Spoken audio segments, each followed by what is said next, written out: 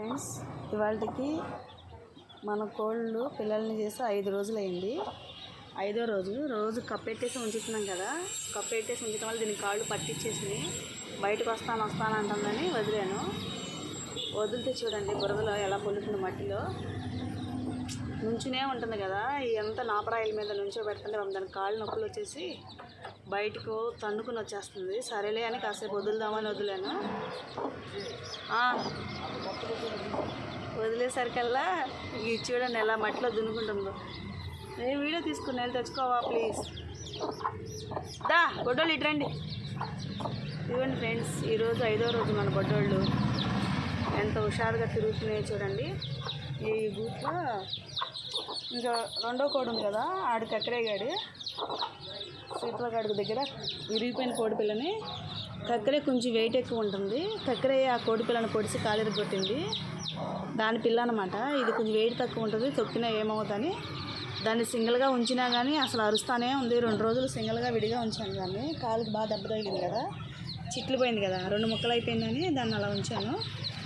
ఈరోజు వాటర్ మాత్రం కాచి చల్లార్చిన నీళ్ళు మాత్రమే వేసాను. జీలకర్ర వాటర్ కానీ బెల్లం వాటర్ కానీ ఏమీ వేయలేదు.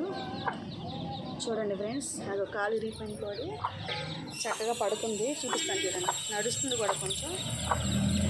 కాలు కట్ ఉంది కదా, సగం మాత్రమే కట్ చేసాము. నేను వీడియో తీస్తున్నాను లేవే, నీ పిల్లలు నేను చేసి ఇట్లా నేను అది ఒడ్డోడు బతికేటండి దేవుడితే కదా, చచ్చిపోతాడే అనుకున్నాను. చూద్దాం పెద్ద అయ్యే సర్కిల్ ఎలా నడుస్తాడో.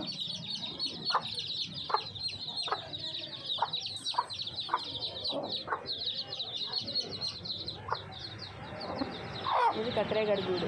బయట తిరుగుతున్నాడుగా, వాడి గూడు ఖాళీగా ఉందన్నమాట.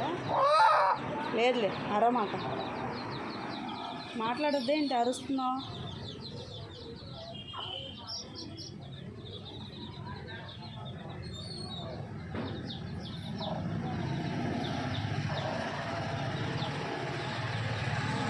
వాటర్ తాగుతుంది చూడండి ఫ్రెండ్స్ మా కోళ్ళు.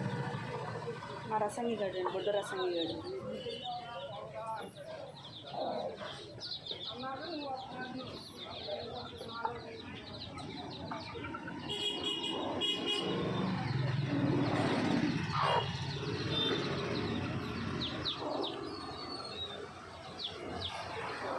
ఒక 10 నిమిషాల నుంచి కప్పెట్టేస్తాను మా కక్కరేగండి.